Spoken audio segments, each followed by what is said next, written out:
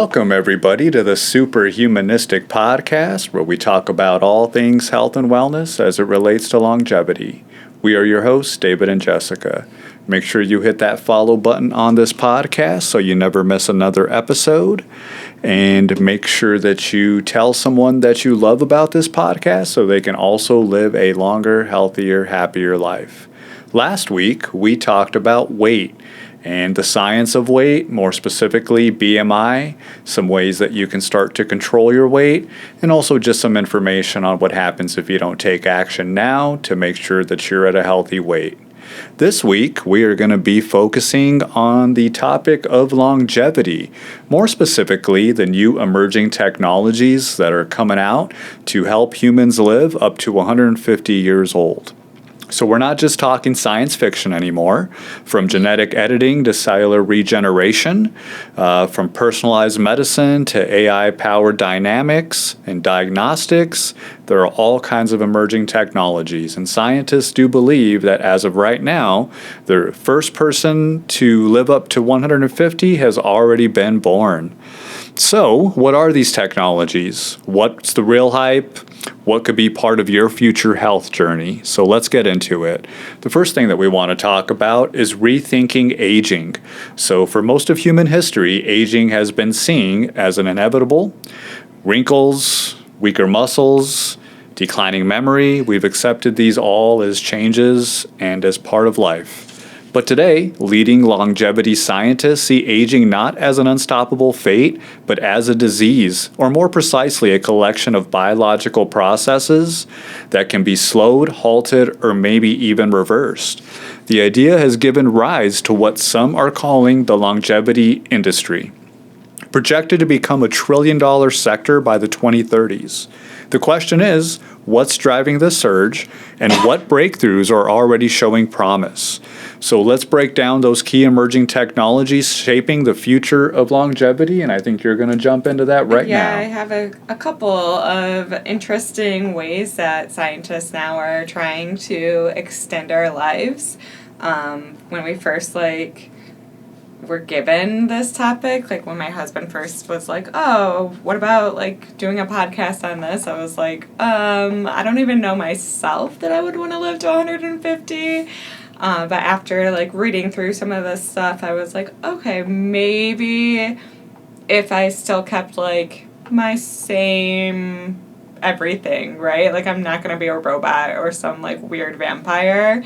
I want to still look like myself when I'm 150 as well, and still have my own personality. Well, that's where the plastic surgery comes in. So hopefully there will be some advancements in that, and we'll talk about that at a later episode. Yeah, well, we'll see. Yeah, I just think of vampires every time I hear about immortality, and not necessarily something that I want to do for myself. I know my husband's a little more yeah, I'm going to do this. I'm probably a little more reserved in that. I'm an early adopter.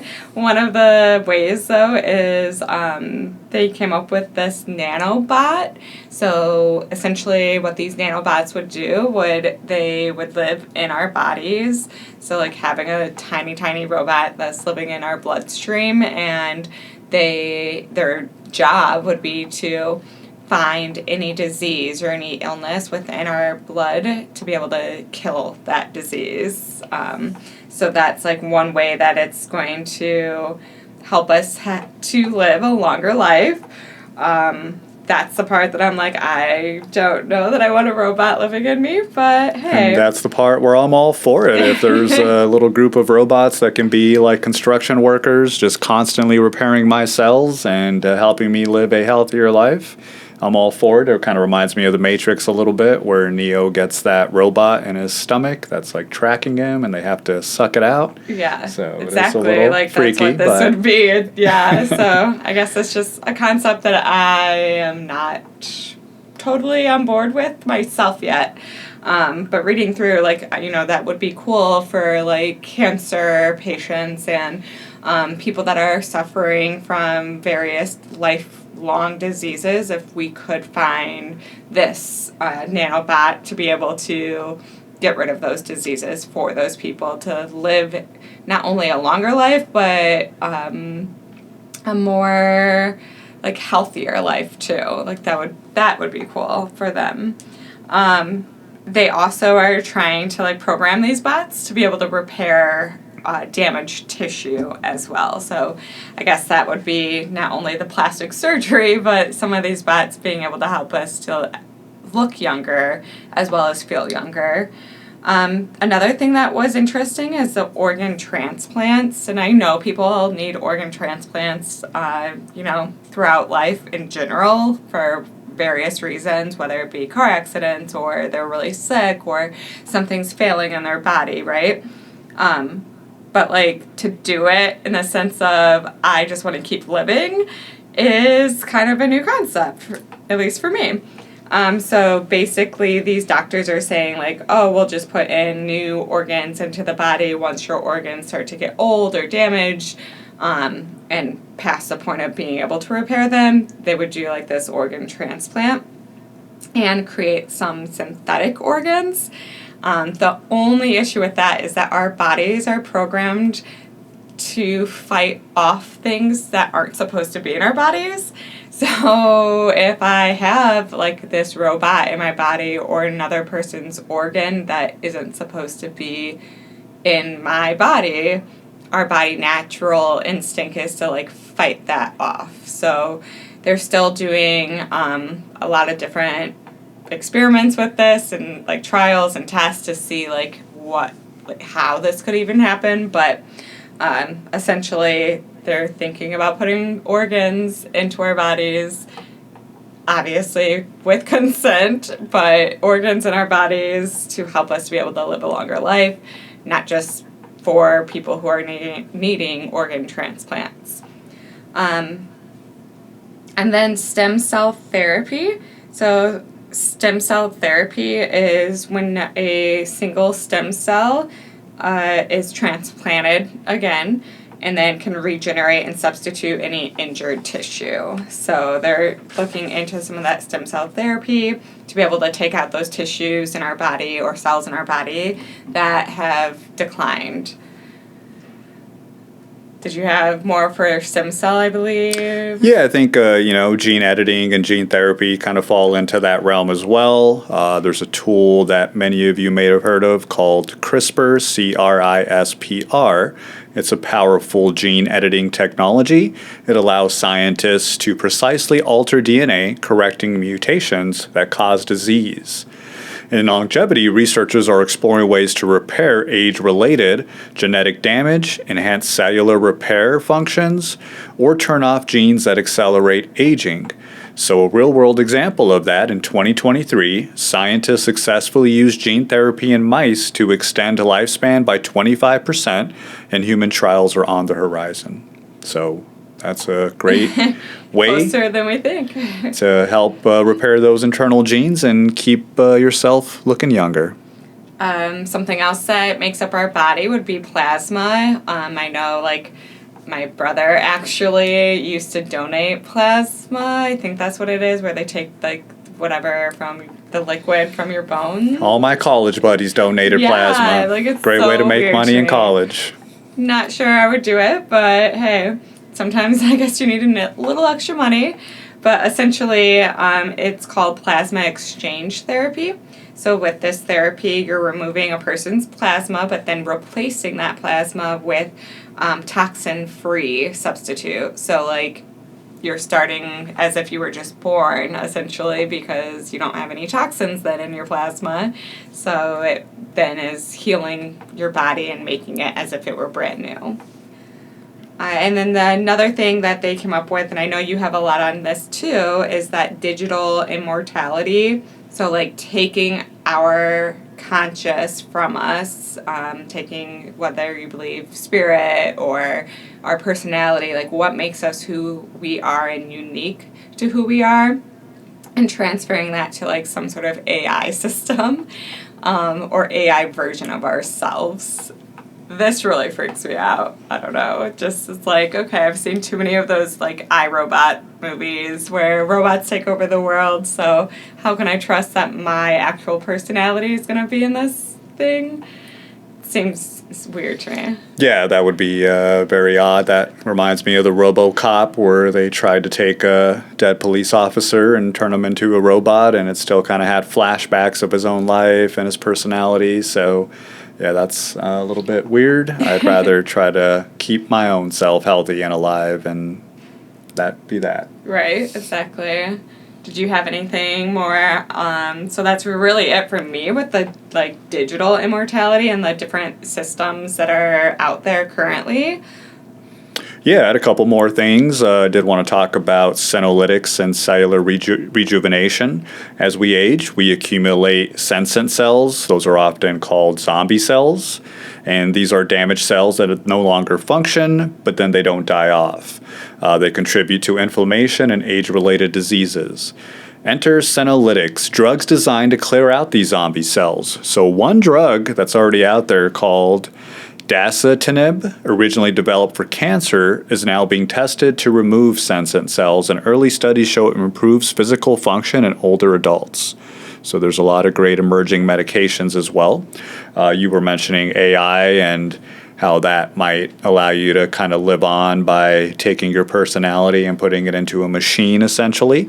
But artificial intelligence is already creating and also revolutionizing how we understand and prevent disease. So think of AI as a superpowered doctor that can process millions of health records, genetic profiles, and lifestyle data to predict your risk of chronic illness, the most effective interventions, even your biological age versus your chronological age.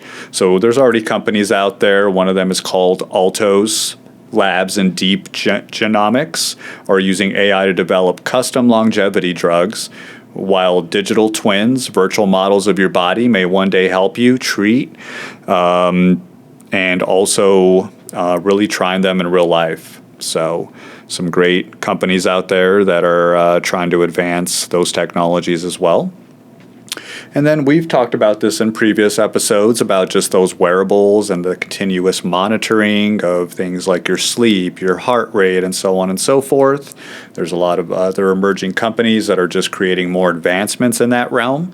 Those will continue to advance as well, to where it'll probably be able to kind of tell you everything you need to know about your body in real time, such as when it's time to sleep, what to eat, how to train, and when to rest. So it'll just be guiding you through your life like a personal trainer, essentially. I mean, like, essentially, if you think about it, that's what our Fitbits or, like, Apple Watches, things, smartwatches are doing for us, right? Like, they'll beep or tell me, like, oh, this would be a good time for you to go to sleep, or you're this sleep animal right now.